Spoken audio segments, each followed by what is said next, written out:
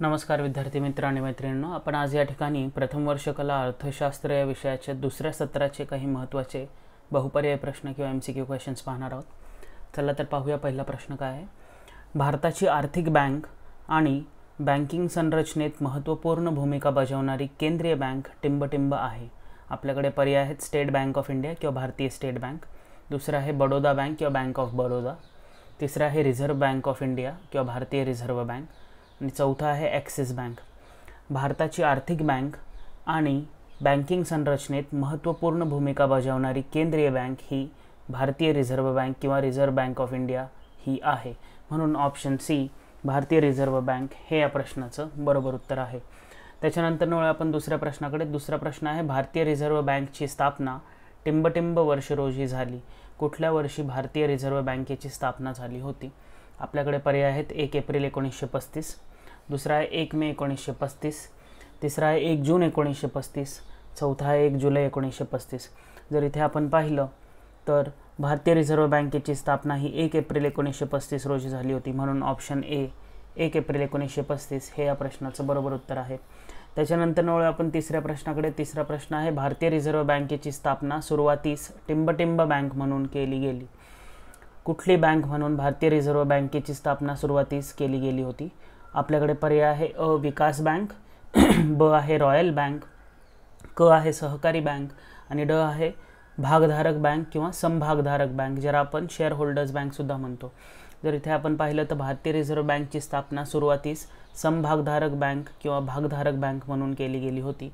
म्हणून option D भागधारक bank किंवा समभागधारक किंवा शेअर होल्डर्स बँक हे या प्रश्नाचं बरोबर उत्तर आहे. त्याच्यानंतर आपण वळूया चौथ्या प्रश्नाकडे. चौथा प्रश्न आहे, भारतीय रिझर्व्ह बँक टिंबटिंब कार्य करते. खाली दिलेल्या कार्यांपैकी कुठली कामं किंवा कार्य ही भारतीय रिझर्व्ह बँक करते? आपल्याकडे पर्याय आहे बँकेची बँक, दुसरा आहे सरकारची बँक, तिसरा आहे चलन जारी करणे आणि त्याचं नियमन करणे, चौथा आहे वरीलपैकी सर्व. जर इथे आपण पाहिलं तर भारतीय रिझर्व्ह बँक ह्या खाली दिलेल्या तिन्ही गोष्टी करते. म्हणजेच ती बँकांची बँक आहे, ती सरकारची बँक आहे आणि ती चलन जारी करते आणि त्याचं नियमनसुद्धा करते. म्हणून वरीलपैकी सर्व हे या प्रश्नाचं बरोबर उत्तर आहे. त्याच्यानंतर आपण पाचव्या प्रश्नाकडे. पाचवा प्रश्न आहे, भारतातील बँकेच्या मोठ्या प्रमाणावर वर्गीकरण टिंबटिंब आणि टिंबटिंब केले जाते किंवा केले आहे. भारतातील बँकेचे मोठ्या प्रमाणावरती किंवा कॉम्प्रिहेन्सिव्ह स्केलवर वर्गीकरण टिंबटिंब आणि टिंबटिंब केले गेले आहेत. आपल्याकडे पर्याय आहे विकास आणि बिगर विकास बँका, दुसरा आहे चांगले आणि वाईट बँका, तिसरा आहे अनुसूचित आणि गैर अनुसूचित बँका, चौथा आहे वरीलपैकी काहीही नाही. जर इथे आपण पाहिलं तर भारतातील बँकेचं मोठ्या प्रमाणावर वर्गीकरण हे अनुसूचित बँका आणि गैर अनुसूचित बँका किंवा scheduled bank and non scheduled banks म्हणून केले गेलेले आहे. म्हणून ऑप्शन सी हे या प्रश्नाचं बरोबर उत्तर आहे. त्याच्यानंतर आपण सहाव्या प्रश्नाकडे. सहावा प्रश्न आहे, RBI कायद्याच्या दुसऱ्या अनुसूचीमध्ये समाविष्ट असलेल्या सर्व बँकांना टिंबटिंब असे म्हटले जाते. Reserve bank of India act 1934 याच्या दुसऱ्या शेड्यूल किंवा अनुसूचीमध्ये समाविष्ट असलेल्या सर्व बँकांना टिंबटिंब असे म्हटले जाते. आपल्याकडे पर्याय आहे अनुसूचित बँका म्हटलं जातं, गैर अनुसूचित बँका म्हटलं जातं, सहकारी बँका म्हटलं जातं किंवा गैरसहकारी बँका म्हटलं जातं. जर इथे आपण पाहिलं तर रिझर्व्ह बँक कायदा याच्या दुसऱ्या अनुसूचीमध्ये समाविष्ट असलेल्या सर्व बँकांना अनुसूचित बँका असे म्हटले जाते. म्हणून ऑप्शन ए अनुसूचित बँका हे या प्रश्नाचं बरोबर उत्तर आहे. त्याच्यानंतर आपण वळूया सातव्या प्रश्नाकडे. सातवा प्रश्न आहे, अनुसूचित बँका टिंबटिंबमध्ये उपविभाजित आहेत. खाली दिलेल्या ऑप्शन्स आहेत, आपल्याला त्यातनं ओळखायचं योग्य उत्तर.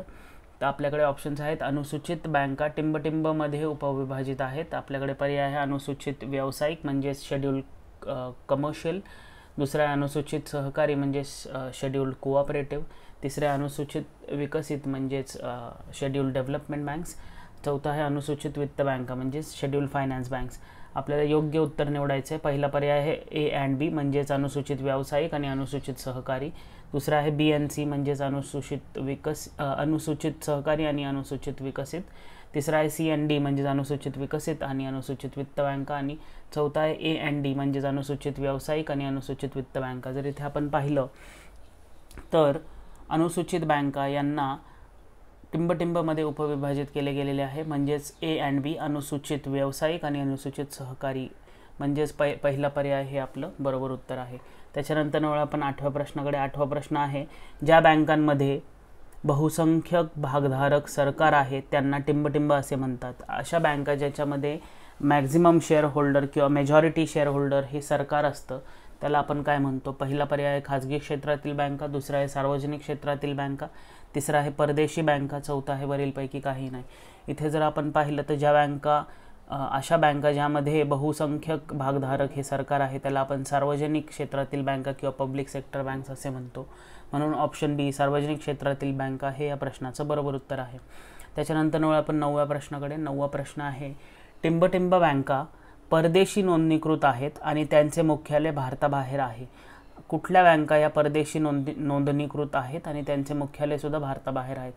आपल्याकडे पर्याय आहे खाजगी क्षेत्रातील बँका, दुसरा आहे सार्वजनिक क्षेत्रातील बँका, तिसरा आहे परदेशी बँका आणि चौथा आहे वरीलपैकी काही नाही. इथे जर पाहिलं आपण तर अशा बँका ज्यांचं परदेशी नोंदणीकृत असतात आणि त्यांचं मुख्यालय सुद्धा भारताबाहेर असतं त्यांना आपण परदेशी बँका असे म्हणतो. म्हणून ऑप्शन सी परदेशी बँका हे या प्रश्नाचं बरोबर उत्तर आहे. त्याच्यानंतर आपण वळूया 10व्या प्रश्नाकडे. 10वा प्रश्न आहे, टिंबटिंब परदेशी बँकेने भारतात त्यांचा व्यवसाय बंद केला. मागील 1-2 महिन्यामध्ये एक अशी बँक आहे जिचं नाव सिटी बँक आहे, त्यांनी भारतात त्यांचा व्यवसाय बंद केलेला आहे. आपल्याकडे पर्याय आहेत HSBC, दुसरा आहे DBS, तिसरा आहे सिटी बँक आणि चौथा आहे स्टँडर्ड चार्टर्ड. जर आपण इथे पाहिलं तर सिटी बँक ही बँक आहे ही एक परदेशी बँक होती ज्यांनी भारतात त्यांचा व्यवसाय बंद केलेला आहे. एक करंट अफेअर्स किंवा चालू घडामोडीतला हा प्रश्न होता म्हणून घेतला. त्याच्यानंतर आपण वळूया 11व्या प्रश्नाकडे. 11वा प्रश्न आहे, खालीलपैकी कोणती परदेशी बँक नाही. खालीलपैकी कोणती परदेशी बँक नाही आहे. आपल्याकडे पर्याय आहे HSBC म्हणजेच हाँगकाँग अँड शांघाय बँकिंग कॉर्पोरेशन, दुसरा आहे DBS, तिसरा आहे स्टेट बँक ऑफ इंडिया आणि चौथा आहे स्टँडर्ड चार्टर्ड. तर इथे आपण पाहिलं तर स्टेट बँक ऑफ इंडिया किंवा भारतीय स्टेट बँक ही एक पब्लिक सेक्टर बँक किंवा ज्याला आपण गव्हर्नमेंट बँक असं म्हणतो ती आहे. ही काय फॉरेन बँक नाही आहे किंवा परदेशी बँक नाही. आणि आपल्याला प्रश्न असाच विचारला गेलेला आहे की खालीलपैकी कोणतीही परदेशी बँक नाही, तर स्टेट बँक ऑफ इंडिया ही एक परदेशी बँक नाही आहे. त्याच्यानंतर आपण 12व्या प्रश्नाकडे. 12वा प्रश्न आहे, ज्या बँकांमध्ये बहुमत भागधारक सरकार नाहीत अशा बँकांना टिंबटिंब असे म्हणतात. बहुमत भागधारक सरकार नाही आहे अशा बँकांना आपण काय म्हणतो. जिथे सरकार असेल त्यांना पब्लिक सेक्टर बँक्स म्हणतो, जिथे सरकार किंवा सार्वजनिक क्षेत्रातील बँका म्हणतो आपण. पण जिथे बहुमत भागधारक सरकार नाही आहे त्यांना काय म्हणणार.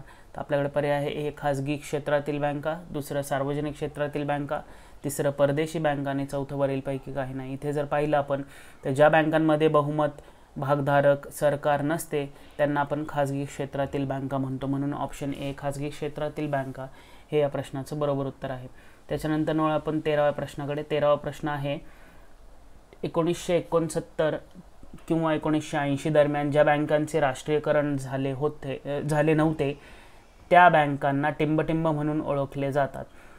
ज्या बँकेचं 1969 आणि 1980च्या दरम्यान राष्ट्रीयकरण नाही झाले त्यांना आपण काय म्हणून ओळखतो. आपल्याकडे पर्याय आहे जुन्या पिढीच्या खाजगी क्षेत्रातील बँका, दुसरा पर्याय आहे नवीन पिढीच्या खाजगी क्षेत्रातील बँका, तिसरा आहे सार्वजनिक क्षेत्रातील बँका आणि चौथा आहे वरीलपैकी काही नाही.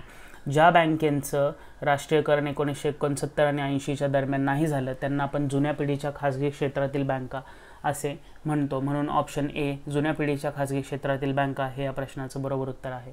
त्याच्यानंतर आपण 14व्या प्रश्नाकडे आणि शेवटच्या प्रश्नाकडे.